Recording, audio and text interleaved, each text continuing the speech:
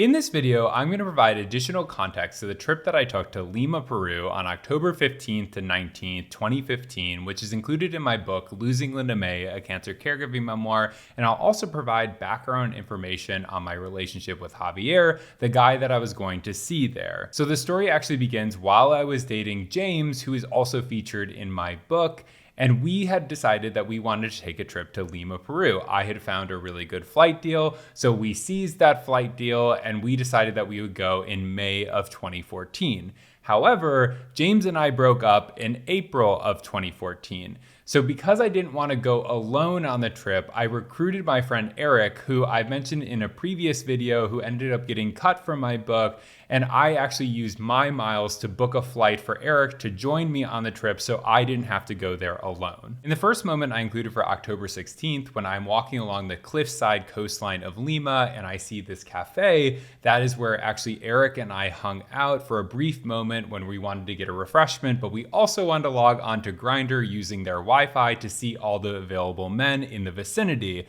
That's actually where I saw Javier for the first time. So he was on my grid. I was immediately drawn to him because not only did I think he was cute, but he also had a picture with a Weimaraner, and I had a Weimaraner growing up. So we started talking about that. And then he and I just kept chatting. It was never sexual in any way. We didn't send nudes to each other or even talk about what we were into. And he invited me and Eric to come over that evening because he was hosting a pregame before him and his friends were going to be going out. So he thought that he could show us around and then we could all hang out. And so we ended up doing that. It was really fun. His friends were super engaging. A lot of them spoke English very well, including himself. So it wasn't this culture shock. They love pop music. They love Britney Spears. Eric loved Britney Spears, so he was very much in heaven. And we ended up going to this gay club, and it was the first night that this legendary Peruvian drag queen was coming back onto the stage after she had suffered from a stroke.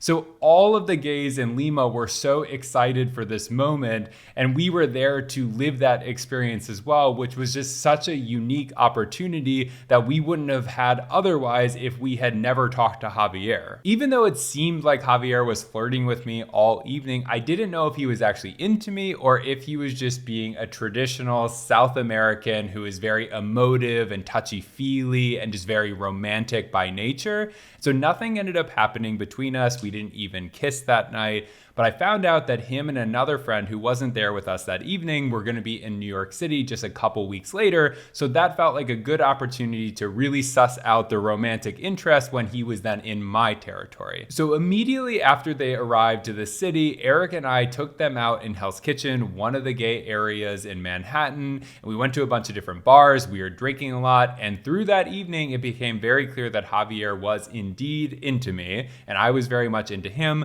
So he came home with me. Eric actually went home with his friend, and that kicked off kind of this whirlwind romantic weekend. And I was trying to see him as much as humanly possible, and he was staying over with me as much as possible as well. After Javier went back home, we were still texting nonstop, which was aided by the fact that he was in South America and not somewhere like Europe or Asia, where the time zone was so different. So we really could be in constant communication throughout the entire day, just as if he was anywhere else in the US.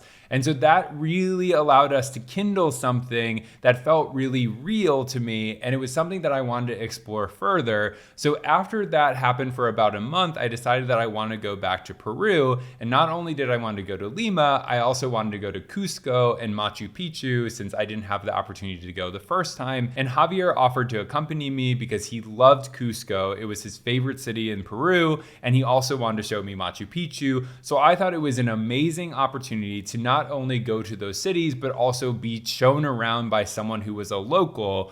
And so it was a no-brainer. I booked the trip. It was for August of 2014, so just a couple months after I had last seen him. The chemistry was still really palpable after I arrived, which is always a good sign when you spent time apart, especially when you've really only met twice before that. And so it felt like a good start to the trip. We had a nice time in Lima, seeing all his friends again, and I met more friends of his. Then we went to Cusco, and on the first night that we were there, we were out to dinner, and a massive earthquake hit to the point where the entire restaurant was shaking. All the decorations were shaking, things were falling off the walls. We were told to go underneath the table. Despite being in another country where I didn't speak the native language, I actually wasn't rattled that much by the experience. But I do think that the earthquake is representative of how I felt the entire trip, because my strong feelings for Javier were always grinding against the realization that it would not work between us. So I was perpetually destabilized. Not only that, my mom was going through the diagnostic process that would ultimately lead her to be diagnosed with non-Hodgkin lymphoma, and I wasn't easily accessible by phone. She couldn't call if she needed me. I would have to wait to be on Wi-Fi to FaceTime her, and our messages weren't transmitting as easily, so I was worried that I was missing information. So that also added to this weird feeling that I had the entire time. By the end, as I was saying goodbye to Javier and heading to the airport, it felt very torturous, and I was already grieving the fact that it wasn't going to work between us, and that was probably the last time that I would ever see him in that capacity. But despite that, we kept texting a lot after and kind of stringing along the emotional connection that we had. But then my mom got officially diagnosed and started treatment, so that really redirected my energy. We both probably started seeing other people, hooking up with other people, but we did still keep in touch. What didn't make it into the final draft of my book was that throughout the entire process of me designing the aesthetic of the logo and the website for Turn, my travel consulting business, I was in constant communication with Javier because he owned a marketing company and he was advising me throughout that entire process. So we were in much more active communication at that time, and that is part of the reason why I decided to book this trip and try to rekindle what we had previously. But then, of course, it was all derailed when it turns out that Javier had started dating someone. So that is part of the reason why I even wanted to go back. I wouldn't have gone back had that not happened. And one final contextual tidbit for the very last moment that I included in October 19th, when I'm in that elevator leaving Javier's apartment and all the mirrors are refracting my distraught expression.